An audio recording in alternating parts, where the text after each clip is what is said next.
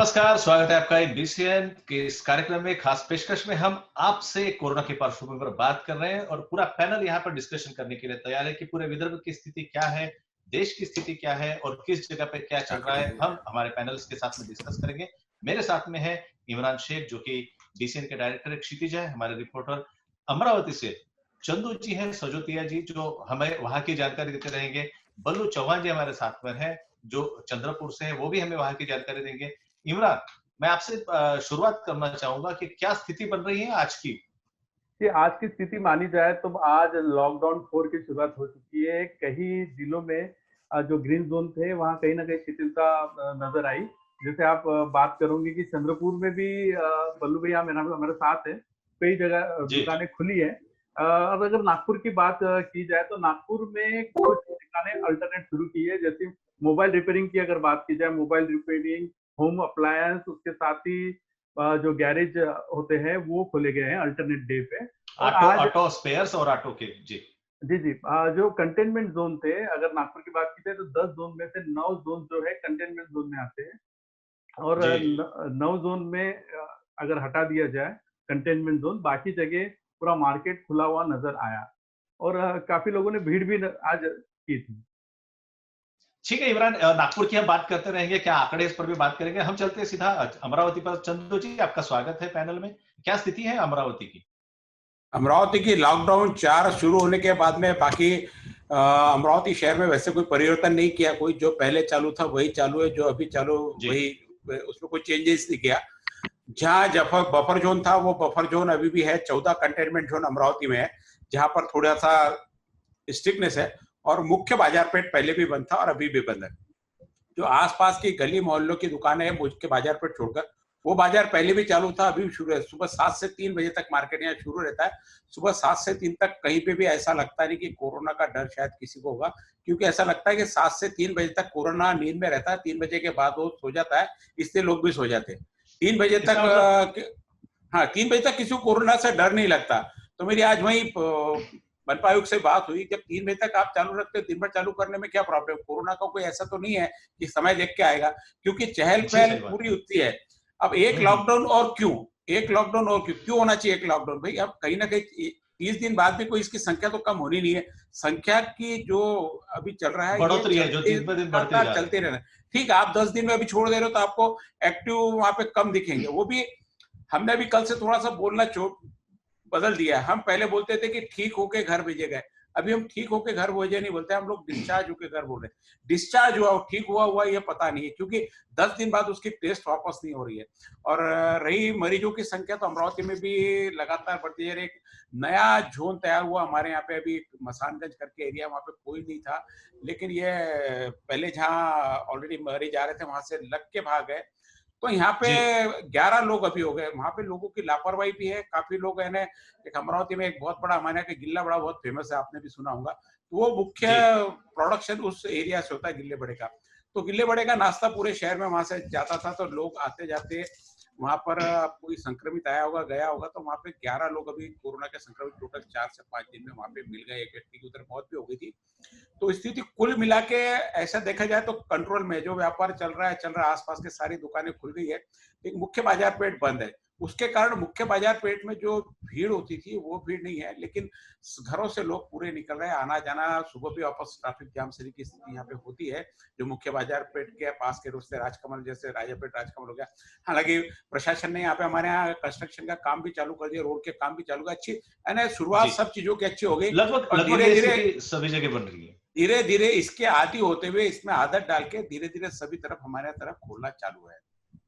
चंदू जी, आपने एक बहुत अहम बात की थी कि जो 10वें दिन में जिनको छुट्टी मिल रही है उनको डिस्चार्ज दिया जा रहा है और ठीक होके जा रहे हैं, ये ये पता नहीं। एक डिस्कशन का मुद्दा है। मैं इस पर आता हूं, लेकिन इसके पहले नागपुर के आंकड़े जानते हैं क्षितिजा से। क्षितिजा, आप नागपुर के आंकड़ों से बताइए कि क्या आंकड़े इस वक्त बन रहे हैं नागपुर के? नागपुर में 373 जो है पॉजिटिव मरीज हैं, उनमें से 277 जो है 227 जो है वो घर जा चुके हैं और 146 जो है वो करंट जिन पे अभी उपचार चालू है ऐसे लोग हैं। और 6000 के आसपास जो लोग हैं क्वारंटाइन किए जा चुके हैं। और दिन ब दिन जो संख्या है मरीजों की बढ़ती जा रही है।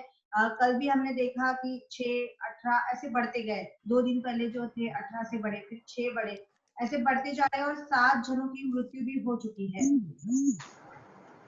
ठीक है। हम अब चंदू जी और इमरान, हम इस बात पर भी डिस्कशन करना चाहेंगे कि जो चंदू सर ने जो मुद्दा उठाया है कि 10वें दिन के बाद में जिन लोगों को छुट्टी मिल रही है तो वो उनके बगैर टेस्ट किए वो घर जा रहे हैं, तो इसके परिणाम क्या हो सकते हैं आगे चल के? जी हाँ, कहीं ना कहीं थोड़ी एक रिक्सी जोन माना जाएगा। नहीं तो ये एक शायद गवर्नमेंट की एक पहल हो कि कोरोना के साथ हमें जीना है। जी हाँ, कोरोना तो खत्म जी। होने से रहा। WHO ने कहा है कि 1-2 साल तो जब तक वैक्सीन नहीं आएंगी तो वो तो खत्म होने से रहा। अगर उसके साथ आगे बढ़ना है तो कहीं ना कहीं इस प्रकार की ढील देना जरूरी है। मगर जो पेशेंट घर में वापस जा रहे हैं, क्या उनका ध्यान बखूबी से रखा जा रहा है? उन पर नजर रखी जा रही है कि होम क्वारंटाइन हो रहे हैं या फिर वो कई लोगों को इफेक्ट कर रहे हैं? ये प्रशासन को कहीं ना कहीं नजर रखना चाहिए। और क्या बोलते हैं सर, ये पॉसिबल है प्रशासन के कि वो जो घर में जा रहे हैं उनके पास अच्छे से ध्यान रख पाए वो? देखिए चंदू जी, मैं आपसे भी जानना चाहूंगा इस बारे में, लेकिन मेरा ये जो मानना है कि घर में एक बार जाने के बाद में जहां हम बोल रहे हैं कि प्रशासन ने इस बात का ध्यान रखना चाहिए, प्रशासन ने ये करना चाहिए, वो करना चाहिए, लेकिन कुछ जिम्मेदारियां हम लोगों की भी है, कुछ जिम्मेदारियां जो है वो नागरिकों की भी है। आज जैसे लॉकडाउन 4.0 शुरू हुआ तो आज हमने नागपुर की स्थिति देखी कि सुबह से ही ऐसे लग ही नहीं रहा था कि किसी जगह पे लॉकडाउन की स्थिति बनी हुई है। आप खुद इस बात के विटनेस हो इमरान, और चंदू जी आप भी मेरे बात से सहमत होंगे कि मैंने अमरावती में कहा जो ना कि स्थिति वही सुबह चल रही। 3 बजे तक कोरोना सोया रहता है, इसलिए किसी को 3 बजे तक का डर है नहीं।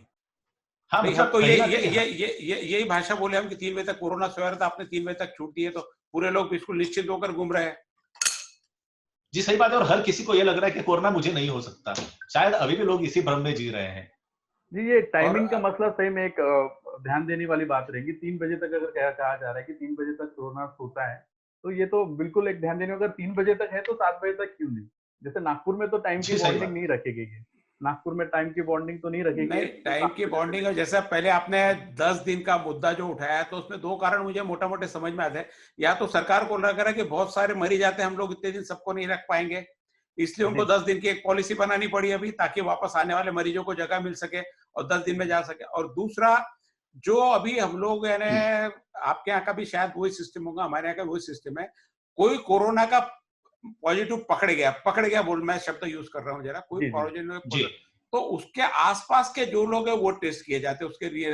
लेकिन उसको किससे आया, ये कहीं किसी के पास हिस्ट्री नहीं है, और शायद मुझे नहीं लगता कि हिस्ट्री तलाशना इसमें किसी प्रकार से पॉसिबल है, क्योंकि इनका कोई डीएनए तो होता ही नहीं कि किससे पहले आया किससे आया नहीं आया। ये तो किससे जी। भी आके किससे भी आपको कन्वर्ट हो सकता है आपके पास में, तो बिल्कुल। वो जो चीज नहीं होती। और ऐसे कई कैरियर्स गांव में घूम रहे होंगे जो आपकी जानकारी में नहीं है।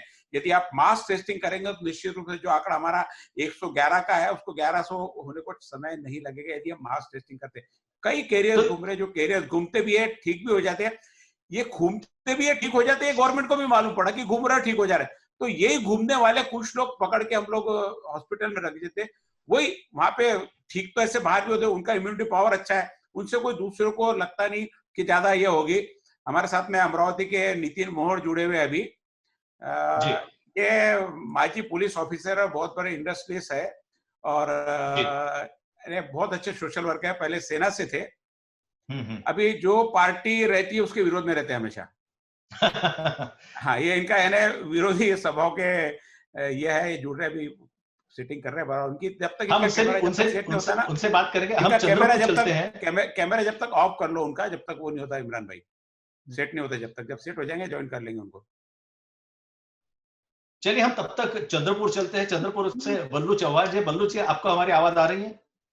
हाँ, आ रही है आपकी आवाज। क्या क्या स्थिति है चंद्रपुर की, जरा बताएंगे दर्शकों को? चंद्रपुर में अभी तक 2 कोरोना के पेशेंट हैं, जी। जो एक नागपुर भेजा गया है, यानी हम्म। बाकी उनको बहुत सारे प्रॉब्लम्स थे जो पहले पेशेंट थे। और हम्म। दूसरी जो पेशेंट है वो अभी भी गवर्नमेंट मेडिकल कॉलेज में एडमिट है। जी। अच्छा, आज चंद्रपुर की से स्थिति कैसी है वहां की? लॉकडाउन की स्थिति स्थिति अभी कैसी है? आज से अभी सब जो मार्केट लाइन है वो सुबह 10 बजे से 5 बजे तक के खोली गई है, और जी। सिर्फ एक ही एरिया कंटेनमेंट जोन है अभी, जहाँ पे ये दूसरा मरीज मिला है, बस उसी को सील करके रखा हुआ है। बाकी पूरे चंद्रपुर में जैसे 4.0 में काफी जो थी दुकानें वगैरह चालू करने को सरकार ने बोल दिया था, तो चंद्रपुर की भी स्थिति वैसी है, दुकानें शॉप्स वगैरह सब चालू है? अभी सब चालू है, सुबह 10 बजे से 5 बजे तक के सब शुरू है। सिर्फ इसमें कोई मॉल, रिस्ट्रिक्शंस नहीं? नहीं नहीं नहीं, कोई रिस्ट्रिक्शन नहीं। जी, और लोग जहाँ तक के कोरोना का इतना डर भी इन लोगों में दिख नहीं रहा है, जैसे नॉर्मल बिहेव करते हैं वैसा ही कर रहे हैं। ऐसे बाहर से आना जाना, ट्रांसपोर्टिंग, तुम्हारे बाहर के आना जाना, बसेस वगैरह तो सारी बंद है, व्यापार सिर्फ लोकल के भरोसे चल रहा है, वहां डर नहीं है, लेकिन व्यापार का तो कहीं ना कहीं डर है। व्यापार तो कमजोर हुआ होगा, नहीं हुआ है? देखिए, व्यापारियों की स्थिति ऐसी है कि अगर एक मरीज अगर मिलता है तो दूसरे दिन से ही 10 से 5 बजे तक जो मार्केट लाइन खुली है वो बंद हो जाती है। यानी फिर से जीवनावश्यक जो वस्तुएं है उसको खरीदने के लिए टाइम मिलता है। लेकिन फिर 2-3 दिन के बाद में जब स्थिति नॉर्मल हो जाती है तो फिर से मार्केट लाइन खोल दी जाती है। तो इसमें व्यापारियों को डर है कि कब मार्केट लाइन बंद हो जाए और कब खुल जाए, जिसके कारण मार्केट में इसमें भीड़ भी ज्यादा इकट्ठा हो रही है। अब जैसा कि इमरान सर ने इसमें कहा था कि ये अब कहीं ना कहीं प्रशासन और कहीं ना कहीं हम लोगों ने भी इस बात को अब समझ लेना चाहिए कि जब तक इसका वैक्सीनेशन नहीं निकलता तब तक हमको कोरोना के साथ में, कोविड-19 के साथ में जीने की आदत हमको डाल देनी चाहिए। तो कहीं ना कहीं बिल्कुल। जैसे आपने कहा कि एक किसी मरीज की डेथ हो गई तो उसके बाद में कुछ समय तक वो पैनिक सिचुएशन रहती है और फिर अपने आप वो स्थिति जो है सामान्य होते चली जाती है, और यही सभी जगह के हाल है। चंदू सर, आप भी इससे इत्तेफाक नहीं, रखते होंगे? हमको स्थिति को सामान्य करना ही पड़ेगा, और ये स्थिति जी। ऐसी है ना।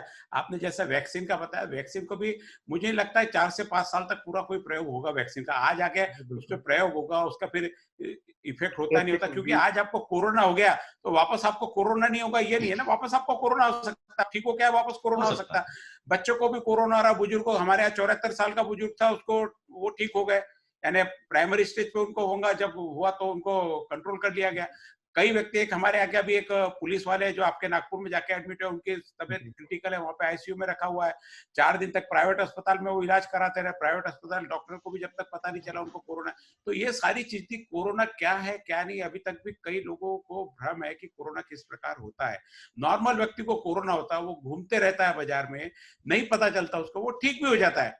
और यानी इतनी कोई, जितनी आम लोगों, आम दूसरी बीमारी है उससे भी लोग मरते हैं, उतने तो इससे भी नहीं मरे, लेकिन इसका जो संक्रमण का पावर है ये 1 से करीब 50 से 60 लोगों को होता। तो वो चीज की तकलीफ जो है, सरकार ने इसके लिए प्रिकॉशंस लिया, और लोग लॉकडाउन जो किया हुआ है वो आपकी आदतें बदलने के लिए है। आदतें बदलने के साथ में आपको आने वाले आदतें बदलने की है। हाँ। और कहीं ना कहीं जाके इसको हमने कंट्रोल भी किया हुआ है, कहीं ना कहीं रुका हुआ है, चैन रुकी हुई है। यदि चैन नहीं रुकती तो शायद हो सकता है और ज्यादा हमको मुश्किल जाती थी।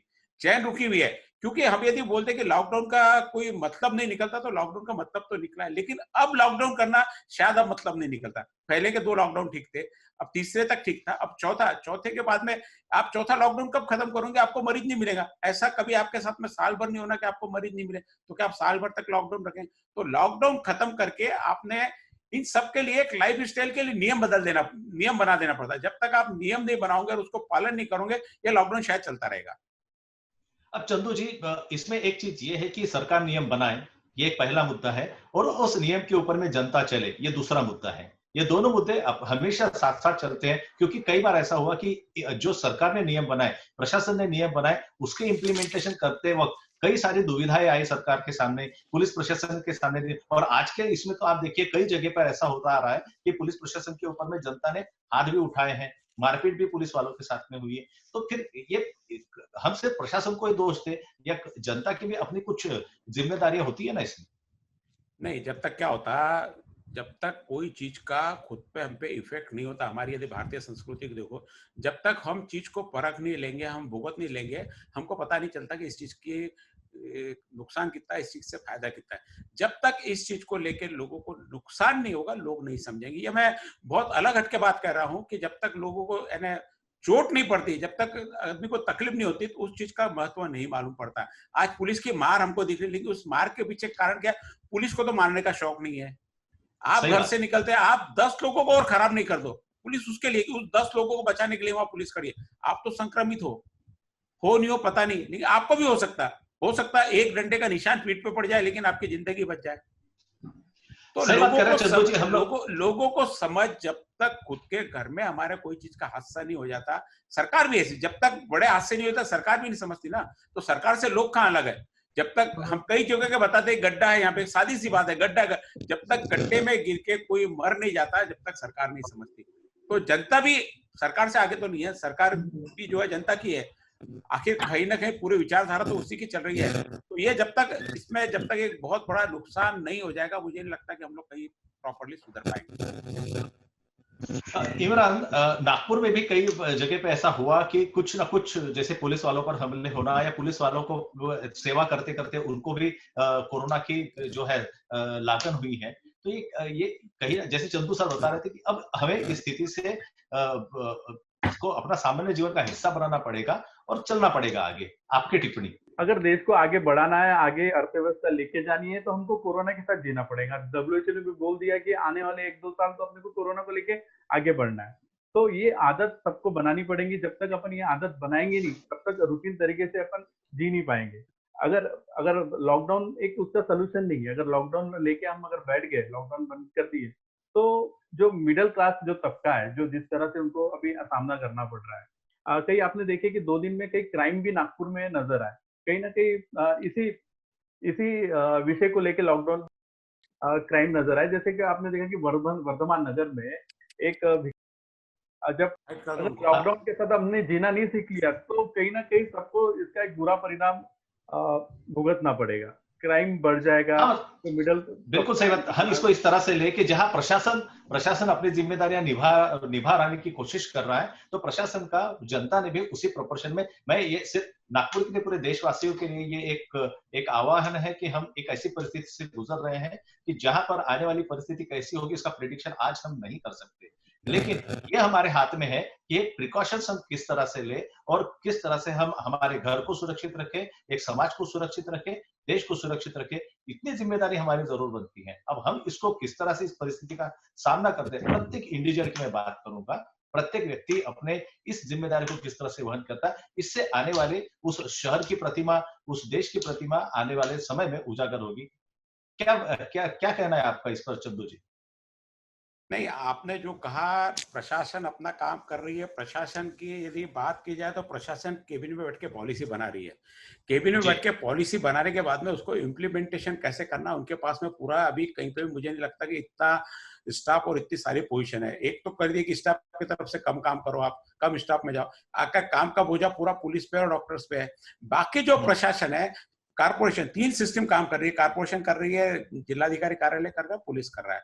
अब तीनों का आपस में कोऑर्डिनेशन होना है। हमारे यहाँ जैसे कोऑर्डिनेशन है, कहीं कहीं लेकिन चूकता है। फिर प्रशासन ने बना दिया कि बफर जोन को वापस, यानी बफर जोन वाले बफर जोन के बाहर नहीं जाए, इसकी जो पॉलिसी बनानी पड़ेगी पुलिस को बनानी पड़ेगी। उस एरिया को कैसे करना है पुलिस को करना पड़ेगा।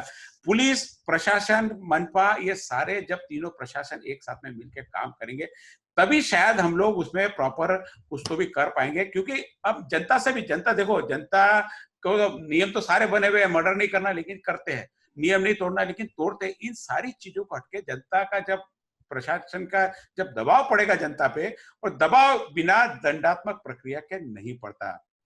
इतनी बड़ी महामारी है, इसमें दंडात्मक प्रोविजन करना चाहिए। मैंने तो कहा, आज बात करते करते ये भी कहा कि यदि ये बार बार लॉकडाउन के बजाय यदि 15 दिन का आप ऐसा कर्फ्यू लगा दो, 15 दिन बाहर नहीं, 15 दिन सिर्फ दूध और दवाई लोगों को चाहिए, बाकी सारी चीजें 15 दिन में बैठ के घर से लोग काम चला सकते हैं।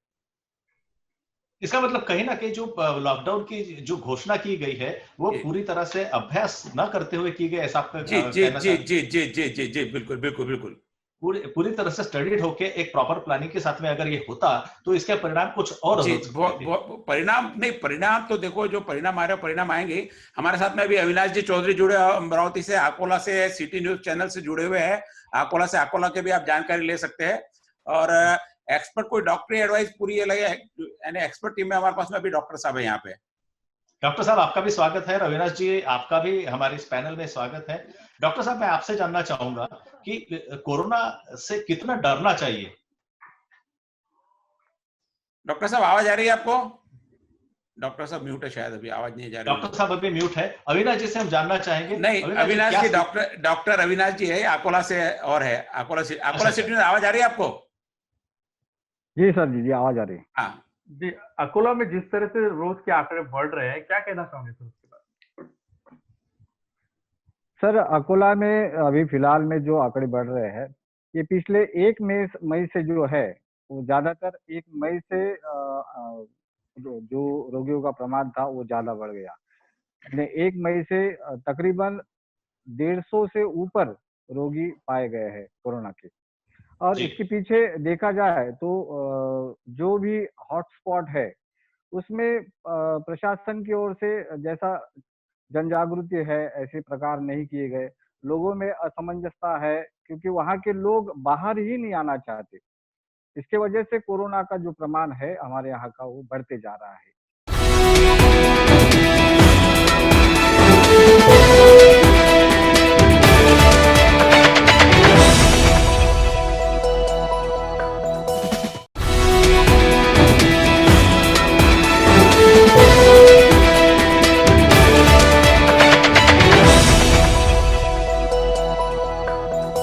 नमस्कार दर्शकों, ब्रेक के बाद फिर से एक बार आपका स्वागत है। हम पैनल डिस्कशन कर रहे हैं कोरोना के पार्श्वभूमि पर। हमारे साथ में कई पैनलिस्ट जुड़े हुए हैं, विविध विविध क्षेत्रों से हैं। अमरावती से चंदू जी है और भी हमारा परिवार है जो हमें पूरी विदर्भ की जानकारी यहाँ पर दे रहा है।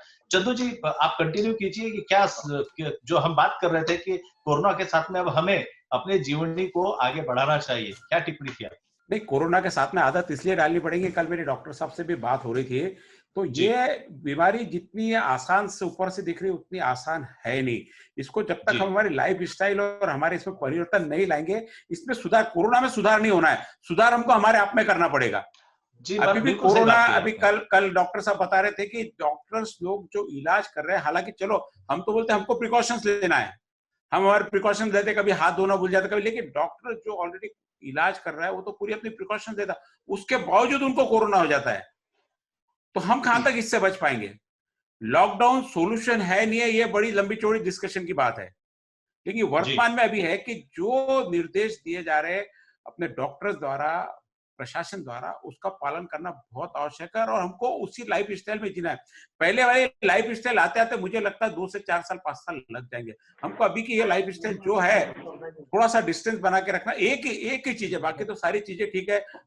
बाहर के लोगों से डिस्टेंस बनाना है, घर के लोगों से तो डिस्टेंस कहीं बना नहीं रहे। डॉक्टर साहब जी, डॉक्टर साहब, डिस्टेंस शायद बाहर के जो नया आता है उससे ही बनाना है ना, कि घर में भी आपस में डिस्टेंस बना के रखना है? नहीं, घर में डिस्टेंसिंग का बहुत रिक्वायरमेंट नहीं है। रीजन बीइंग क्योंकि you are assured and sure कि वो पॉजिटिव नहीं है करके। जी, जो सेगमेंट में आप डाउटफुल है कि सोसाइटी में आप घूम रहे हो, आपको मालूम नहीं कि सामने वाला पॉजिटिव है, दैट इज असिम्प्टोमेटिक कैरियर जिसको बोलते हैं, यानी जिसको लक्षण नहीं है पर जंतु है। ऐसे असिम्प्टोमेटिक कैरियर जो रहते हैं बहुत घातक होते हैं। ये अपन आइडेंटिफाई नहीं कर सकते, इसीलिए उन लोगों से अपने को डिस्टेंस रखना है। डिस्टेंस रखना है इसका मतलब ये नहीं कि आप घर में भी डिस्टेंस रखोगे। डॉक्टर साहब, इसी चीज को लेके एक बात वापस मैं आपसे पूछना चाहता हूं। जैसे आपने बताया कि लक्षण है, उसमें दिखते नहीं पर जंतु है, जो 10 दिन में अभी, हाँ, जो 10 दिन में अभी छोड़ने की पॉलिसी चल रही है, क्या ये उसको आपके शब्दों को मैच नहीं, मैं उसका समर्थन नहीं करता हूँ, क्योंकि अगर वो पॉजिटिव है और आप उस पर भरोसा कर रहे हैं कि वो घर जाके होम क्वारंटाइन होगा, तो ये बिल्कुल ही मेरे को लगता है कि इट इज नॉट पॉसिबल। क्योंकि हर एवरेज लोगों का अगर आप घर देखोगे 2 या 3 कमरे का होता है, आसपास 5-7 लोग घर में रहते हैं, उनके बीच में इस तरह का क्वारंटाइन मेरे को लगता है प्रैक्टिकेबल नहीं है। पर प्रशासन ने उनके ऊपर जो तनाव आ रहा है, जो लोड आ रहा है काम का, उसको कम करने के लिए और जो जिन लोगों को एडमिशंस की मेडिकल सर्विसेज की आवश्यकता है उनको प्रायोरिटीज देने के लिए इस तरह की पॉलिसीज अडॉप्ट किया है। पर मैं नहीं समझता हूँ कि इस तरह का डिस्चार्ज कर देना बहुत ही ज्यादा वाजिबी है। उसके लिए उनका असेसमेंट करना जरूरी है कि इसका घर कितना बड़ा है, बाकी के घर के लोग एजुकेटेड है नहीं है, क्वारंटाइन करने के लिए घर में उनकी मानसिकता है या नहीं है, या वो कर सकेंगे या नहीं सकते। इसका कोई एविडेंस अगर आपके पास है तो उन्हीं लोगों को डिस्चार्ज करना चाहिए। वरना मैं नहीं समझता हूँ कि लेमैन, वैसे ही तो लोग घर के अंदर रह नहीं रहे, तो इनको डिस्चार्ज होने का तो गांव में यही बोलेंगे मैं नेगेटिव हो गया, वही मैं कुछ भी कर सकता हूँ। तो एक रिस्क लेने के इमरान भाई, आपके नागपुर में भी बहुत सारे लोग छोड़े गए हैं। डॉक्टर साहब जो बात बता रहे हैं उससे तो नागपुर में और विस्फोट हो सकता है। जी हाँ, बिल्कुल। और इमरान मैं आपको ये भी पूछना चाहूंगा इमरान, इसमें ये भी चीज है कि जैसे हमला सतरंजीपुरा और हम अगर मोमिनपुरा की बात करें तो ये इलाके के घर जो है बिल्कुल एक बहुत ही कंजेस्टेड एरिया है और एक ही रूम में 2-2 4-4 लोग रह रहे हैं, तो कैसे ये भयानक परिस्थिति नहीं होगी ऐसी स्थिति में? जी हाँ, 100% अभी बिल्कुल, ये आप नागपुर की अगर बात करें तो पिछले 3 दिन में तकरीबन 100 के आसपास पेशेंट को छोड़ा गया। उसमें से सतरंजीपुरा के आप पकड़े तो मिनिमम 55 लोग सतरंजीपुरा के, और सतरंजीपुरा जैसी बस्ती जब नागपुर की है आप देखें तो एक घर में 5-5, 6-6 लोग रहते हैं और कमरे 3 कमरे माने जाते हैं। 2 या 3 कमरे बहुत हो गए काफी। और मोबिलपुरा का भी जो कुछ डोबी नगर जैसा एरिया आप देखें तो एक स्लम एरिया है। अगर धारावी की अगर बात करते हैं अपन मुंबई में, उसी तरह से नागपुर की अगर डोबी नगर जैसा एरिया आप देखें तो धारावी से कुछ कम नहीं। एक कमरे में 2-2, 3-3 परिवार रहते हैं। एक 2-3 कमरे में 2-3 परिवार रहते हैं, 4-4 लोग रहते हैं। तो यहाँ कहाँ सोशल डिस्टेंसिंग का वो मेंटेन कर पाएंगे? इमरान भाई, ये सभी जगह की पूरी स्थिति है। जब कोरोना आया था तो जब इसकी जो स्वभाव था ये था कि ये अमीरों की बीमारी है, क्योंकि अमीरों के साथ में आता है, ये फ्लाइट से आता है, ये लोकल ट्रेवल से नहीं आता है, ये ट्रेन से नहीं आता, फ्लाइट से आता है। तो हमारे यहाँ अमीर लोग तो सारे बाजू में छूट गए। सारा पूरा स्लम एरिया में विस्फोट हो गया।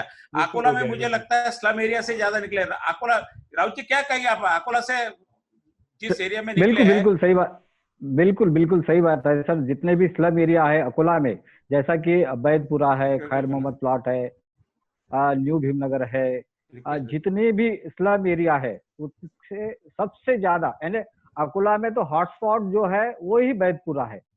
और ये इतना बड़ा इलाका है, यहाँ की पॉपुलेशन तकरीबन 40,000 के आसपास है। तो और वहाँ इतना कंजेस्टेड एरिया है, तो वहाँ वो पूरा हॉटस्पॉट बन चुका है। आज वहाँ से 60 के ऊपर पेशेंट जो है वो वहाँ से पाए गए हैं। और अकोला में और भी जो भाग है, हर एक भाग में तकरीबन 10 से 12, 15 ऐसे जितने स्लम एरिया है वहां से ही पेशेंट पाए गए हैं। सर, आपने जो बात कही थी चंदू जी कि ये जो है कोरोना फ्लाइट से आया हुआ है और फिर वो झुग्गी में घुस गया है। नागपुर की जो ये आंकड़े दिखे, जो आंकड़े बढ़े भी नहीं है, सोसाइटी से जो इंक्रीज होते हैं आंकड़े वो वहां पर नहीं दिखे। आलोक भाई आया क्या साथ में? देखो बात सही है कि जो वहाँ पे हमें कोरोना पॉजिटिव लोग मिले थे, जैसे खामला का एरिया हुआ, जो ये इलाके वो इलाकों में तो बड़े नहीं है, लेकिन मोबिलपुरा से जो है पूरा मतलब बॉम्ब स्पॉट जैसे बोलते हैं ना, वैसे वो हो गया है। नागपुर का कोरोना का वो हॉटस्पॉट बन गया है। और मोमिनपुरा और सतरंजीपुरा ये हॉटस्पॉट बनने के बाद पार्वती नगर से एक मरीज सामने आया था, लेकिन वहां भी पॉजिटिव संख्या नहीं बढ़ी है। जो भी बढ़ रहे हैं वो मोमिनपुरा और सतरंजीपुरा से क्वारंटाइन किए गए लोगों में से ही पॉजिटिव आ रहे हैं। तो हॉटस्पॉट वो बन चुका है। और जहां से मिले थे सबसे पहले, वहां पे अभी फिलहाल तो पॉजिटिव पेशेंट नहीं मिल रहे हैं। मतलब और वो भी जो भी पेशेंट थे वो अपने घर जा चुके हैं और अब स्वस्थ जिंदगी जी रहे हैं। हाँ, उन्हें डिस्चार्ज मिल गया है। 14 दिनों का जो इलाज उनका पूरा हुआ है और 14 दिनों के बाद उन्हें छोड़ा जा चुका है। लेकिन जो एरिया है मतलब मोबिलपुरा और सतरंजीपुरा, वहीं से अभी क्वारंटाइन किए जा रहे हैं, वहीं के लोग जो है पॉजिटिव पाए जा रहे हैं। देन उसके बाद हमारे साथ में पुणे से आलोक मिश्रा भी जुड़े हैं। करते हैं हम लोग सर। आलोक जी हम एक क्षेत्र को 2 मिनट के रोकना चाहूंगा। आलोक जी आपका स्वागत है। पुणे एक हम कह सकते हैं कि एक ज्वालामुखी पे बैठा हुआ शहर नजर आ रहा है इस वक्त। आपकी टिप्पणी जी आलोक जी। पुणे की स्थितियां तो खराब है, लेकिन कुछ आंकड़े मैं आगे डिस्कशन में देना चाहूंगा कि कुछ अच्छी चीजें भी पुणे में हो रही है। कि अभी मेरे पास में खबर आई है कि वैक्सीनेशन में जो काम पुणे में काफी आगे बढ़ गया है। वैक्सीनेशन का अगर आप कोई भी वैक्सीन बनाते हैं, आप तो ज्यादा जानकार हैं, तो उसको 6 से 7 साल लगते हैं। तो आपने कैसे इतने जल्दी तैयार? नहीं 6 से 7 साल नहीं लगते। परमिशन से रिलेटेड बाकी गवर्नमेंट परमिशन और इसके बारे में वैक्सीन के टेस्टिंग के लिए समय नहीं लगेगा। पूरा प्रोसेस करने के नहीं, पूरा प्रोसेस के 4 to 8 वीक्स में उनका स्टडी कंप्लीट हो जाएगा कि उन लोगों ने मैं स्टडी की बात नहीं कर रहा हूं डॉक्टर साहब। मैं पूरा प्रोसेस मैं एक बार पूरा कंप्लीट कर लूं एक बार, उसके बाद पहले आलोक सर को सुन लेते, फिर डॉक्टर साहब आपकी टिप्पणी इसमें बड़ी महत्वपूर्ण रहेगी। हाँ आलोक जी। पूरा प्रोसेस होने के लिए अभी तक के जो भी वैक्सीन बने हैं उनका कोई भी अगर प्रोसेस कंप्लीट करते हैं और पूरा वैक्सीनेशन बाजार में आने तक का जो एक प्रोसेस होता है, उस प्रोसेस को कम से कम 4 से 5 साल लगते हैं। तो उनसे जब ये पूछा गया कि आपने इतना जल्दी कैसे तैयार कर लिया कि मार्च और अप्रैल में ये बात होती है और आप बोल रहे हैं कि आप किस स्थिति में हैं अभी कि आप अगस्त तक के वैक्सीन लेके आ जाएंगे, तो उनका कहना था कि सरकार का बहुत बड़ा योगदान था। उन्होंने मोदी जी को धन्यवाद दिया और उन्होंने कहा कि एक 2 दिन में ICMR हो या बाकी जहां से उनको जो अप्रूवल चाहिए थे वो काफी जल्दी आ गए और उसके कारण हम लोगों का प्रोसेस शुरू हुआ और हम ये स्टेज पे अभी आ गए हैं कि हम आपको अगस्त तक के वैक्सीन दे देंगे। ठीक है। आपका कहने का मतलब ये है कि ये लाल लतीफी शाही में यानी ऑफिशियल कस्टडी में इसको ज्यादा डिले होता है। हाँ वो चीज जरूरी है, पर उसके पीछे कुछ और कारण है, क्योंकि अगर कोई इंडस्ट्री इसको ब्रांड करा के पेटेंट करा के अगर उसको परमिशन लेना चाहती है तो उसके लिए ये राड़े बन सकते हैं। ये अभी पैंडेमिक हो चुका है, इंडिया के लिए बहुत बड़ा इश्यू हो चुका है और NIV जो है या इंडिया वैक्सीन में वर्ल्ड लीडर है। अपन ने सबसे ज्यादा वैक्सीनेशन में सक्सेस अपने को मिला है और वर्ल्ड के लिए अपन वर्ल्ड लीडर माने जाते हैं वैक्सीन के लिए। इस वैक्सीनेशन के 2-3 चीजें होती है। वैक्सीनेशन में होता है कि जो वायरस है जिससे अपने को वैक्सीन बनाना है उसका जो डीकोडिंग करना पड़ता है वो डीकोडिंग ऑलरेडी हो चुका है। वायरस अपना म्यूटेशन में नहीं है अभी, इसलिए उसके अगेंस्ट में अगर वैक्सीन बन जाता है तो वो इफेक्टिव हो जाएगा। काफी सारे वायरस ऐसे होते हैं जो 3 या 4 हफ्ते में म्यूटेट हो जाते हैं। म्यूटेट होने के कारण उसके अगेंस्ट में वैक्सीन बनाना डिफिकल्ट हो जाता है। तो ये काफी सारे उसमें फैक्टर्स होते हैं। इस सेगमेंट में काफी ताकत से शुरुआत से NIV ने काम करना चालू किया था क्या, क्योंकि फॉरेन कंट्रीज से भी NIV के अप्रोच हो चुका था कि भाई आप वैक्सीन के लिए तैयारी करिएगा और अपने यहाँ से उस तरह से पहल भी हुई थी। इसलिए वैक्सीन बनाने में अपने को समय नहीं लगा। उसकी ट्रायल ऑलरेडी चालू हुई है, 6 से 8 हफ्ते में ट्रायल पूरी कंप्लीट हो जाएगी। पूना वाला का कहना यह है कि बाकी लोगों का यह ऐसा कहना मानना है कि वैक्सीन के ट्रायल के सक्सेस हो ना हो, हम तब तक वैक्सीन रेडी रखेंगे। सक्सेस होने के बाद अगर बैच बनाने के लिए जो समय लगेगा उसमें काफी डीला हो जाएगा। इनके से अगर सक्सेसफुल नहीं होता है तो ज्यादा से ज्यादा वैक्सीन का लॉस होगा, फाइनेंशियल लॉस होगा। पर अगर ये सक्सेसफुल होता भी है तो ये उसका सोशल इम्पैक्ट बहुत ज्यादा अच्छा रहेगा, यूटिलिटी बहुत ज्यादा अच्छी रहेगी। इसलिए इस तरह का प्रोएक्टिव पॉलिसी जो है उसको मैं बहुत अप्रिशिएट करता हूँ और उस अपने लिए really by the end of July या 1 अगस्त तक, फर्स्ट वीक ऑफ अगस्त तक वैक्सीन शायद अवेलेबल होने के लिए पॉसिबिलिटीज है। हो सकता है कि वर्ल्ड सप्लाई के लिए समय लग सकता है, सितंबर अक्टूबर तक अपन पूरे दुनिया को दे पाएंगे, पर फॉर इंडियन पॉपुलेशन प्रोबेबली अगस्त महीने के में शायद वैक्सीन। लेकिन ये कहीं ना कहीं देश के लिए तो गौरव की बात ही होगी ना कि हम लोगों ने बहुत गौरव की भी होगी। इसके साथ में क्या पूरा एडवाइजरी अभी WHO की चल रही है, WHO का अप्रूवल जरूरी होगा इसके लिए? नहीं, वर्ल्ड के लिए डिस्ट्रीब्यूशन के लिए WHO का अप्रूवल जरूरी होगा। उनके लिए जो सैंपल साइज लगेगा वो अपने अपने कंट्रीज में भी शायद इसका स्टडी कर पाएंगे। पर जहां तक के ICMR या Indian food and drug administration की बात है, वो अगर अप्रूव करते थे शायद इंडिया में इसका एप्लीकेशन हो सकता है। यानी आज हम यहाँ पे आपके इस माध्यम से ये माने कि यदि अगस्त में उन्होंने लॉन्च कर दिया तो दिसंबर तक पूरा भारत कोरोना मुक्त हो जाएगा? कोरोना मुक्त नहीं हो सकता है, हर्ड इम्यूनिटी ऑडियो है आपका जो हो रहा है उसमें नंबर ऑफ केसेस में जरूर डेफिनेटली नहीं। चलो अब हम इस पे आ जाइए, वैक्सीन काम कैसे करेगा फिर? अब वैक्सीन इसकी टेक्निकल चीजों के बारे में आप जानना चाहते हैं शायद, क्या काम कैसे करेगा और किसके लिए जरूरी होगा ये? क्योंकि पूरे 130 करोड़ लोग तो वैक्सीन नहीं यूज करेंगे ना।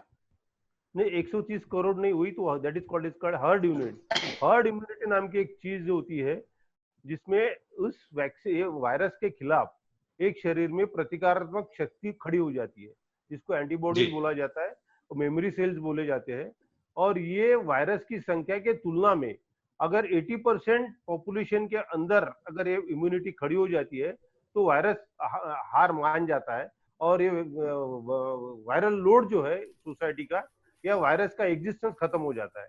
ये दो चीजों से पॉसिबल हो सकता है, एक तो 80% पॉपुलेशन को उसका इन्फेक्शन हो जाए या 40-50 प्रतिशत लोगों को उसका इन्फेक्शन और बचे हुए लोगों को वैक्सीनेशन, ये मिला के अगर 80% लोग भी अगर इसके दायरे में आ जाते हैं तो हर्ड इम्यूनिटी नाम की चीज है वो डेवलप हो जाती है, और उस हर्ड इम्यूनिटी के बदौलत एक वायरसेस को डिस्ट्रॉय खत्म किया जा सकता है।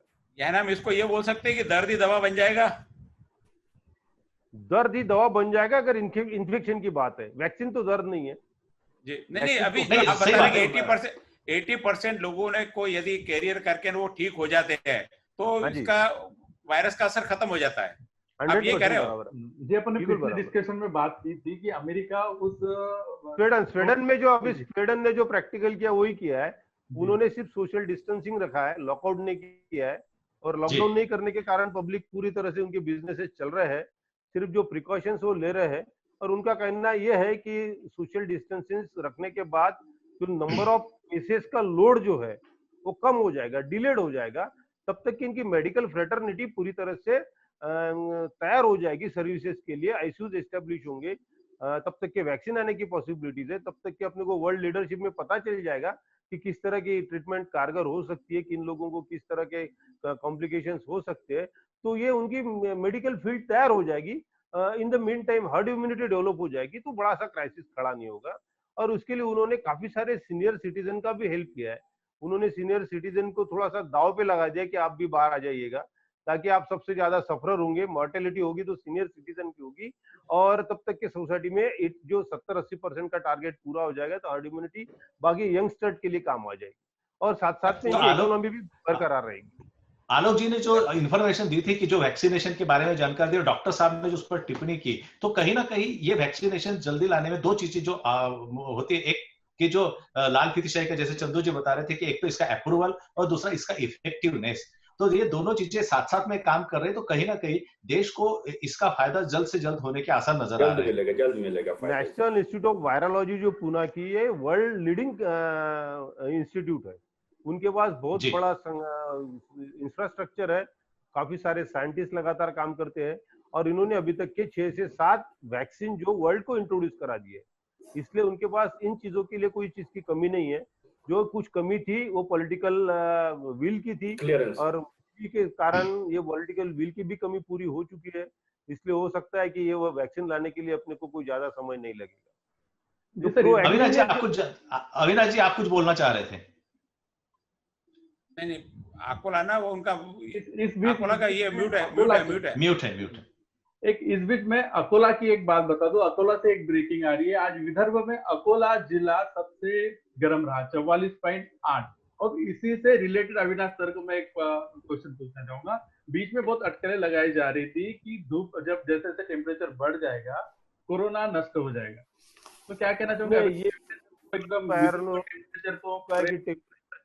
टेम्परेचर चेंजेस के कारण उसका इंसिडेंस कम होने की पॉसिबिलिटी कम है, ऐसा नहीं है। बहुत हॉट क्लाइमेटिक कंडीशन में भी इन्फेक्शन का रेट उतना ही रहा है, पर ये बहुत ज्यादा कारगर नहीं है। एक्सट्रीम कोल्ड कंडीशन में जैसे पोलर रीजन में इन्फेक्शन नहीं है, पर टेम्परेचर के साथ इन्फेक्शन कम होगा, इसके लिए कोई बेस नहीं है, क्योंकि अल्टीमेटली इन्फेक्शन होने के बाद वायरसेस शरीर के अंदर होते हैं और ये डायरेक्टली स्प्रेड होते हैं। आप ये समझते होंगे कि वायरस मैंने खांसने के बाद भाई हवा में छोड़ दिया है और फिर उसमें धूप गिर रही है और उसके बाद वो वायरसेस मर रहे हैं, पर जो इन्फेक्शन ट्रांसमिट होता है डायरेक्टली ट्रांसमिट हो रहा है, जिसको अपन फोमाइट्स बोला जाता है। फोमाइट्स का मतलब ये है कि जहाँ वायरस से चिपके हुए उस सरफेस से, उस ऑब्जेक्ट से, उस एलिमेंट से, चाहे वो पेन हो, ग्लास हो, मग हो, टेबल हो, माउस हो, कंप्यूटर हो, कीबोर्ड हो, ये सब चीजों के माध्यम से वो उंगली और उंगली से माध्यम से नोज और मुंह की तरफ या आईज की तरफ ट्रांसमिट हो रहा है, कैरियर हो रहा है। और वो एक्सटर्नल क्लाइमेटिक कंडीशंस का इससे ज्यादा बहुत ज्यादा कुछ संबंध है, मैं नहीं समझता। अविनाश सर आप सुन रहे हैं, इमरान सर ने भी आपसे बात की थी, आप सुन रहे हैं अविनाश जी? रत्नाकर भाई, ये अविनाश जी डॉक्टर साहब है, वो राउत है अकोला से। अच्छा। हाँ जी सर, आपकी टिप्पणी सर। अकोला में क्या कितने पेशेंट होगा, किस स्पीड से बढ़ रहे हो अभी? आज कितने नए? क्योंकि सबसे हॉट आंकड़ा भी अकोला का चल रहा है, शायद नागपुर को पार कर जाए वो, शायद सर, क्योंकि अकोला में अभी तक के जो है पूरे 261 पेशेंट पाए गए अब तक के जिसमें से 121 पेशेंट को घर को छोड़ा गया है, जिन लोगों को छोड़ा गया है, और अभी तक के एक्टिव पेशेंट जो है 122 है, जिसमें से अब पूरा देखा जाए तो यहाँ हमारे यहाँ अकोला में जो डेथ की संख्या है कोरोना से वो 18 है, यानी 17 है। वैसे एक जो पेशेंट था उसने आत्महत्या कर लिया। जी, और अकोला जो अभी फिलहाल में है, तो अकोला में हर रोज जो है 10 से ज्यादा पेशेंट निकल रहे हैं। सुबह अगर 3-4 पेशेंट पॉजिटिव आते हैं तो शाम के अहवाल में जो है वो और ज्यादा पाए जाते हैं। अभी शाम का जो है रिपोर्ट आना बाकी है। फिर भी अभी सुबह जो है वो 4 पेशेंट पाए गए थे, और चारों पेशेंट जो है जो हॉटस्पॉट है हमारे बैतपुरा, खैर मोहम्मद प्लॉट, मोबिनपुरा, इस परिसर से है। सर आपने अभी जो डेथ के बारे में आपने बताया, मैं थोड़ा बोलना चाहूंगा अकोला। जी बिल्कुल सर, बिल्कुल। अकोला में थोड़ा सा 50% पॉपुलेशन ओल्ड अकोला, जहाँ बहुत क्राउडेड है, मिक्स पॉपुलेशन है। काफी सारे स्लम्स भी वहाँ अटैच्ड है, और वहाँ लोगों ने अभी भी इस चीज को सीरियसली नहीं लिया है। दूसरा, पॉलिटिकल विल की भी मेरे को वहाँ काफी सारी कमी दिख रही है। एडमिनिस्ट्रेटिव मेरे को मालूम नहीं कि क्या हो रहा है करके, पर इस तरह का जो पिक्चर सामने आ रहा है वो भयानक है। मेरे कुछ फ्रेंड्स है वहाँ पे, उनसे मेरी बात चलती है। वहाँ आसपास 6 से 7 doctors, qualified post graduate doctors infect हो चुके हैं। उसमें हमारे 2 फिजिशियन भी है, एक एनेस्थेटिस्ट है, पीडियाट्रिशियन है, गायनेकोलॉजिस्ट है। तो ये भी एक बड़ा सीरियस कंसर्न, चिंता का विषय हो गया। क्या उसके साथ क्या हो रहा है, बेसिकली मैं क्यों इस सब्जेक्ट को छेड़ना चाहता हूँ कि अभी इमीडिएटली जो मैं 5 मिनट पहले चंदू जी से डिस्कस कर रहा था कि अभी कोई तो भी प्राइवेट हॉस्पिटल की कोविड सर्विसेज जो चालू होना बहुत जरूरी है, क्योंकि कुछ बोलिए आप, कितना भी अच्छी तरह से आप एडमिनिस्ट्रेशन रखिए, तैयारी रखिए, गवर्नमेंट सेक्टर में वो सर्विसेज इन लोगों को नहीं मिल रही है। एसीज नहीं मिल रहे हैं, कूलर नहीं मिल रहे, पीने का पानी नहीं है, अच्छे क्वालिटी का फूड नहीं है, अच्छा एटमॉस्फेयर नहीं है, साथ में ट्रीटमेंट में भी फर्क पड़ता है। तो मैं समझता हूँ कि ये अभी सिचुएशन, समय आ चुका है कि हर डिस्ट्रिक्ट प्लेस पे एक कोविड प्राइवेट हॉस्पिटल चालू हो, लोगों की सम्मति बने। अकोला में भी शायद कुछ एक हॉस्पिटल ने कंसेंट दिया था, पर अभी उन्होंने विड्रॉ कर लिया है, क्योंकि rules regulations, financial burden, government spend करना नहीं चाहती है, हॉस्पिटल के स्टाफ के इश्यूज है। तो ये मेरे को लगता है कि इस तरह से प्रोएक्टिव पॉलिसीज डॉक्टर लोगों ने। आलोक जी जानकारी देंगे इसके बारे में, क्या आलोक जी इस बारे में चर्चा हुई आपकी? मैं थोड़ा सा सब्जेक्ट को पूरा कर लूं। अब इस चीज की आवश्यकता क्यों है? क्योंकि आवश्यकता इसीलिए, अगर number of doctors, number of policeman अगर इस तरह से बीमार पड़ते रहे, अगर उनके मॉर्टेलिटीज होती रहे, फैमिली डिस्टर्ब होते रही, तो आने वाले 6 महीने में जो आपको जिन डॉक्टर लोगों की रिक्वायरमेंट है वो सर्विसेज मिलना डिफिकल्ट हो जाएगा। लोग कुछ न एक मानसिकता भी नेगेटिव बन जाएगी।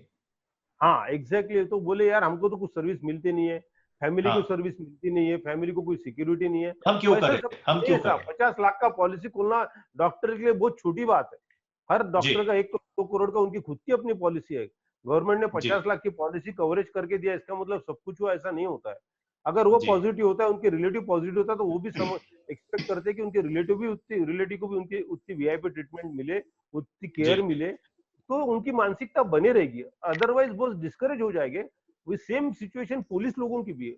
उनको पुलिस लोगों के लिए भी एक अच्छी तरह से, क्योंकि they are the main pillars of the Covid spectrum.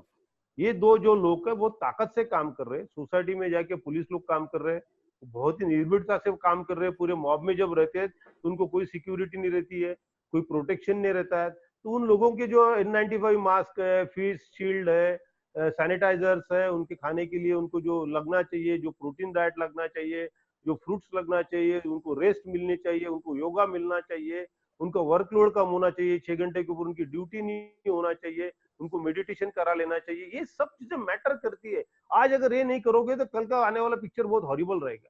तो अगर उनको एक बैच को अगर ड्यूटी पे लगाए तो एक बैच, उसी बैच के लिए फिर उनको रेस्ट भी, पेड रेस्ट भी देनी चाहिए। एक रिलैक्सेशन प्रोसेस, एक डिफाइंड रिलैक्सेशन प्रोसेस होनी चाहिए, ऐसा आप शायद कहना चाह रहे हैं। चाहिए। और आपको लगता है पैरामिलिट्री फोर्स बुलाए, आपको होमगार्ड बुलाए, उन लोगों का ट्रेनिंग करे, उन लोगों को भी इस तरह का सिक्योरिटी देके बैच वाइज उनको उनसे काम करा लेना चाहिए। क्योंकि आप देखिए 1180 पुलिसमैन सफर हुए महाराष्ट्र में। Not a small figure. नहीं, ये बहुत अपने आप में बहुत बड़ा आंकड़ा है। एक्सपायर हो चुके हैं। बॉम्बे में 8, पूना में 1, नासिक में 1, औरंगाबाद में 1, पुलिस ऑफिसर। डॉक्टर साहब बाकी भी थोड़ा क्या है, टाइम कम है अपने हाथ में, बाकी लोगों को थोड़ा सा बोलना है। 40 मिनट में हमको सेशन पूरा खत्म करना है अभी। एक पुणे के बारे में मैं जो आपको अपडेट दे दूं अभी, पुणे के बारे में टोटल पुणे का अगर बात करें तो पुणे में कल का जो आंकड़ा है उस हिसाब से पुणे का आंकड़ा 4000 के पार कर चुके हैं टोटल। 223 पेशेंट कल पॉजिटिव आइडेंटिफाई किए हैं और 600 लोगों को कल डिस्चार्ज दिया गया है। तो ये पुणे की स्थिति है। और जो जैसा कि चंदू भाई आप अभी पूछ रहे थे, तो मैं मेरे सोर्सेज के थ्रू डॉक्टर साहब ने जो अभी सब्जेक्ट उठाया कि स्वास्थ्य मंत्री इस दिशा में क्या कर रहे हैं, तो प्राइवेट हॉस्पिटल के बारे में तो अभी कोई रणनीति या कोई नीति नहीं बनी है सरकार की, लेकिन जहां तक के डॉक्टर्स के बारे में है तो डॉक्टर्स का जो इंश्योरेंस वाला जो 50 लाख की जो पॉलिसी है उस पर सरकार विचार कर रही है कि उस 50 लाख को हम 1 करोड़ करें। दूसरा, और प्राइवेट डॉक्टर्स को और जो वैकेंसीज गवर्नमेंट हॉस्पिटल्स में जो वैकेंसीज हैं डॉक्टर्स की, उसके बारे में सरकार ने निर्णय ले लिया है और जल्दी ही ये प्रक्रिया जो है वो पूरी हो जाएगी और जो बहुत से जो खाली जो पद पड़े हुए हैं डॉक्टर्स के उसको भरा जाएगा। और कल हम लोग कोशिश करेंगे कि पूना वाला जी को भी हमारे चर्चा में हम ले ले। मेरी उनसे बात चल रही है और कल कुछ हम उनको भी ले लेंगे और हमको कुछ एक्सक्लूसिव जानकारी भी उनसे मिलेगी कि और वैक्सीन से रिलेटेड क्या काम हो रहा है। दूसरी एक खबर मैं आपको देना चाहूंगा कि एक बारामती में कल ज्वेलरी शॉप भी शुरू हुए हैं। तो जो ज्वेलरी शॉप का जो बारामती में जो कल का था, जिस प्रकार शराब की लाइनें लगी हुई थी, उस प्रकार ज्वेलरी शॉप में कल लाइन देखने को मिली। ज्वेलरी बेचने के लिए या खरीदने के लिए? खरीदने के लिए, क्योंकि अभी तो शराब चालू है तो साथ में ज्वेलरी भी तो बेचनी पड़ेगी लोगों को। हाँ, तो ज्वेलरी दुकान के लिए मेरा ज्वेलरी दुकान की तरफ देखने का नजरिया एक ये भी रहता है, ज्वेलरी दुकान में लोग सोना खरीदते भी है, बेचते भी है और कुछ लोग जो है पैसे की जरूरत की वजह से वो साहूकारी भी होती है वहां पर। तो ये भी एक मुद्दा होगा कि लोग अगर मैं बारामती की बात कर रहा हूँ तो वहाँ बेचा नहीं जाता, वहाँ खरीदा जाता है। तो बारामती के लोग जनरली बेचते नहीं है क्योंकि पवार साहब की कॉन्स्टिट्यूएंसी है वो, तो बेचना वाला थोड़ा तो वहाँ पर कम होता है तो वहाँ खरीदने वाले ज्यादा हैं। नहीं, हो सकता है कि लोग अपने आने वाले दिनों के लिए प्लानिंग कर रहे होंगे। एक चीज पे अपने आज जो मुद्दा था, सब्जेक्ट था, क्या लॉकडाउन 4 जरूरी था, क्या बिना लॉकडाउन के नहीं हो सकता? इस पे क्या सबके विचार है? कितना जरूरी? डॉक्टर साहब आपसे शुरू, कितना जरूरी शॉर्ट में? नहीं, शॉर्ट में ये है, मैं समझता हूँ कि स्मॉल स्केल इंडस्ट्रीज को चालू कर देना चाहिए, क्योंकि जिस तरह से लेबर्स अभी भाग रहे हैं, वापस आने की उनके संकेत बहुत कम है।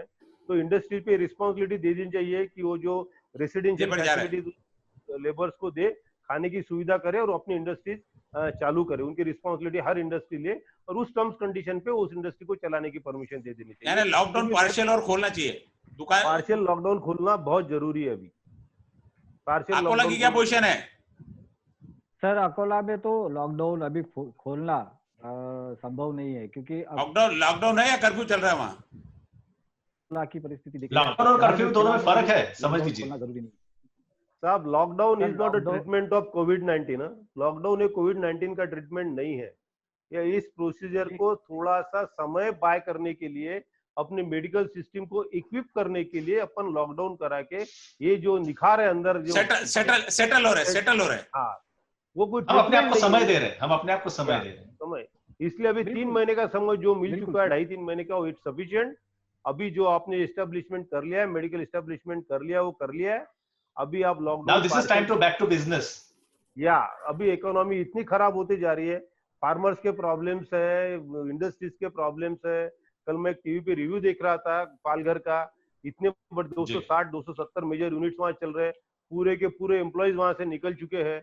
अब उनको नए एम्प्लॉइज कहाँ से लाएंगे, इंडस्ट्रीज कैसे चालू करेंगे? एम्प्लॉइज का तो बहुत बड़ा विषय है। पूना और मुंबई की अगर सॉर्ट आउट किया जा सकता है बॉस। ये लोगों का अगर आप रिस्पॉन्सिबिलिटी फिक्सअप कर दे इंडस्ट्रियलिस्ट पे कि आप, मुझे ये लगता है नहीं, अभी लगता है 70% के आसपास मजदूर अपने घर में पहुंच गया है। 70% के आसपास, 70% के आसपास मजदूर पहुंच गया। क्या ये मजदूर वापस आ सकेंगे? चलिए बात करें। मेरा ये कहना है कि ये जो मुद्दा है, मजदूर वापस आएंगे या नहीं आएंगे, इसके लिए एक इंपॉर्टेंट मुद्दा ये भी है कि अगर वो वापस नहीं आते तो क्या महाराष्ट्र के जो यूथ है वो उनको रिप्लेस कर पाएगा? लेकिन ये एक अलग सब्जेक्ट है और एक बहुत डिटेल्ड सब्जेक्ट है, इस पर हम अलग पैनल में बात करेंगे। इंडस्ट्री तो चलो एक अभी सेकेंडरी है, उसके साथ में हमको लेबर लगेगा। ऑलरेडी जो लोकल में व्यापार है, जैसे अभी डॉक्टर साहब छोटे यूनिट्स में सारे लोकल के यहाँ पे ये लगे हुए एम्प्लॉइज लगे हुए, उसमें बाहर से नहीं आए। बड़े बड़े इंडस्ट्रीज में बाहर से आया, कंस्ट्रक्शन क्षेत्र में बाहर से आया। कंस्ट्रक्शन 6 महीने बंद भी रहा तो अभी फर्क नहीं पड़ेगा किसी को, क्योंकि बहुत आवश्यक नहीं है। लेकिन सरकार पहले कंस्ट्रक्शन चालू कर रही। दूसरे छोटे जो स्मॉल स्केल है, छोटी इंडस्ट्री है, छोटे व्यापारिक प्रतिष्ठान है, ये सब शुरू कर देने चाहिए, क्योंकि अब इसकी तो आदत डालनी पड़ेगी कोरोना के साथ की। जी आप कुछ कह रहे हैं? आप कुछ कह मैं पूना से रिलेटेड 2-3 मुद्दे आप लोगों को बता दूं। जैसे हम लोग अभी बात कर रहे हैं, तो मेरे डायरेक्टर मेट्रो पूना अतुल गाडगिल जी से बात हुई कल इस दिशा में। उन्होंने यही कहा कि पूना मेट्रो का काम पूरा ठप हो चुका है, और कारण वही है कि मैन पावर उनके पास में नहीं है और लेबर जा चुकी है।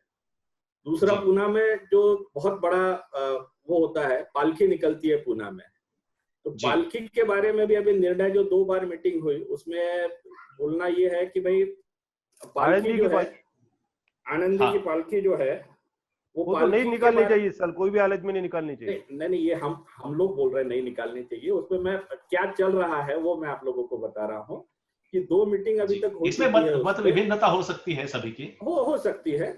तो उसमें वो लोगों का कहना है कि कम इसमें आप पालकी निकालिए, लेकिन वो लोग राजी नहीं है। तो 2 मीटिंगें जो है वो उसके बारे में अभी तक हो चुकी है। तीसरी मीटिंग अभी 4 दिन होने वाली है। तीसरी इंफॉर्मेशन मैं आपको दूं कि एस्कॉन जो है, एस्कॉन की ओर से इन 50 दिनों में 50 लाख लोगों को बजाज और एस्कॉन की तरफ से कराया गया पूना में। ये एक अच्छी खबर है। क्या कराया गया? फिर से 50 दिनों में 50 लाख लोगों को भोजन कराया गया। भोजन कराया गया जी। नहीं, भोजन शब्द नहीं सुनाया था हमको। एक मिनट में लेना चाहूंगा। ये जो भोजन के जो कार्यक्रम है, इन्होंने अपने हाईवे पे, बाईपास पे रखने के बजाय जहां ये रेसिडेंशियल लेबर्स थे 1.5-2 महीने से पड़े थे, उस तरह से वहीं अगर उनको एश्योर कराते कि आपको खाना मिल जाएगा, शेल्टर मिल जाएगा, दवा पानी मिल जाएगा, आप गांव जाने की कोई आवश्यकता नहीं, कुछ ही दिन में लॉकडाउन खुल के इंडस्ट्री चालू होगी, और पार्शियल रिस्पॉन्सिबिलिटीज अगर इंडस्ट्रीज पे दे देते तो शायद इतनी भयानक परिस्थिति आज अब देखने को नहीं मिली। डॉक्टर साहब, आप जो बोल रहे हैं वो सरकार का प्रयत्न बोल रहे हैं, और रेलवे पे और हाईवे पे जिन्होंने रास्ते में किया वो सोशल संस्थाओं ने किया। अब सोशल संस्था जैसे नहीं मैं बता रहा हूँ, जैसे अमरावती की सोशल संस्था है, वो तो बॉम्बे जाके काम नहीं करेगी ना। कोविड-19 ये सिर्फ सरकार का काम नहीं है। मैं सरकार को नहीं, ऑडियो गया आपका, ऑडियो म्यूट हो गया डॉक्टर साहब, ऑडियो म्यूट हुआ आपका। जब तक कि आप एनजीओ को साथ में लेते नहीं, सोशल संगठनों को साथ में लेते नहीं, इस पे मात करना डिफिकल्ट है। आप ये जो डोनेशन वाला भी जो काम है, नहीं माइग्रेशन बॉम्बे पूना से हो रहा, अमरावती वाली सोशल संस्था बॉम्बे पूना क्यों जाएगी? एक स्वाभाविक प्रश्न है। अमरावती नहीं हो रही ना इस पर। अमरावती के लेबर तो अमरावती के लेबर का माइग्रेशन नहीं है ना, बहुत ज्यादा माइग्रेशन नहीं है अमरावती में, सबको मिल रहा है, उनको जाना है। यहाँ अमरावती की यदि बात करें तो अमरावती में कहीं पे भी आज तक कोई भूखा नहीं रहा। अमरावती में आज भी सब लोगों ने किया कि किसी को भी लगता है खाना तो यहाँ देंगे। अमरावती की प्रॉपर यदि बात करें तो बॉम्बे जितनी यहाँ पे ये नहीं है ना। नहीं, हम एक जनरल बात कर रहे हैं, अमरावती की बात नहीं कर रहे शायद डॉक्टर। नहीं, अपन बॉम्बे पूना से अमरावती को आपका ये फर्क आ रहा था। मैं क्या बोल रहा हूँ कि इस तरह से पॉलिसी गवर्नमेंट ने होनी चाहिए थी। माइग्रेशन को रोकने की पॉलिसी बननी चाहिए थी। कहीं ना कहीं वही हुआ कि जो लॉकडाउन किया गया, उस लॉकडाउन को प्रॉपर स्टडीड वे से नहीं किया गया, और अभी भी जो लॉकडाउन 4.0 है उसको भी लॉकडाउन करके घोषित कर दिया गया। लेकिन इससे हासिल क्या होगा, इसका कोई भी प्रॉपर डायग्राम या पूरे लॉकडाउन में यदि कोई चीज का असर हुआ तो लेबर का माइग्रेशन हुआ, ये सबसे बड़ा असर हुआ, सबसे बड़ा। वो आपको सबको मिला, रोजगार कल आ जाएगा, लोग कर्जा लेके काम करेंगे, लेकिन लेबर वापस आएगा कि नहीं आएगा इसके लिए कोई अभी मुझे नहीं लगता किसी प्रकार का कोई है। कम से कम 2 साल के लिए मुझे लगता है इमरान हमें कंक्लूड भी करना पड़ेगा, क्योंकि समय की हमारे पास में कमी है। तो इमरान के पास एक अच्छी खबर आप लोगों को और दे दूं मैं। लावा जो मोबाइल कंपनी है, लावा मोबाइल कंपनी जो है, जिसका लगभग सालाना कारोबार जो है वो 1000 करोड़ का कारोबार करती है लावा कंपनी। इसका जितना चाइना में इन्वेस्टमेंट था वो पूरा का पूरा इन्वेस्टमेंट इंडिया में आ रहा है, और 3 सालों में, और 3 साल के अंदर 800 करोड़ रुपए का इन्वेस्टमेंट वो इंडिया में करने जा रहे हैं, और उनके 3 मोबाइल के यूनिट लगने जा रहे हैं इंडिया में। उनके जो एमडी हैं हरिओम राय, उनका एक कथन है कि 3 साल में 800 करोड़ रुपए हम लोग इंडिया में इन्वेस्ट कर रहे हैं और चाइना का पूरा पैकअप करके इंडिया में हम लोग आ रहे हैं। तो ये तो ये जो जैसे आपने एक उदाहरण दिया, ऐसे तो अब भारत में इन्वेस्टर्स तो अब कई आएंगे और हम इस पर भी आगे चल के बात करते रहेंगे। इमरान, आप कुछ बोलना चाहेंगे जाते जाते? जी, मैं यही बोल रहा था, जब अगर लॉकडाउन की शुरुआत जब 24 मार्च के दिन शुरू हुई थी, जैसे बांग्लादेश के प्रधानमंत्री ने जिस तरह से लॉकडाउन की शुरुआत की थी, उन्होंने 10 तारीख को जब घोषणा की कि 15 तारीख से हम लॉकडाउन करने वाले हैं, ये 5 दिन में अपनी सब लोग व्यवस्था कर दीजिए। इस प्रकार भी अपने यहाँ शायद लॉकडाउन शुरू हो सकता था और पूरे देश को पहले से पता था कि ये कोरोना जो वायरस जो शुरू हुआ है, ये बहुत बड़े पैमाने में 3 महीने तक तो जाने वाला नहीं, 3 से 4 महीने तक के प्री प्लानिंग थी। तो ये व्यवस्था इनकी क्यों नहीं गई?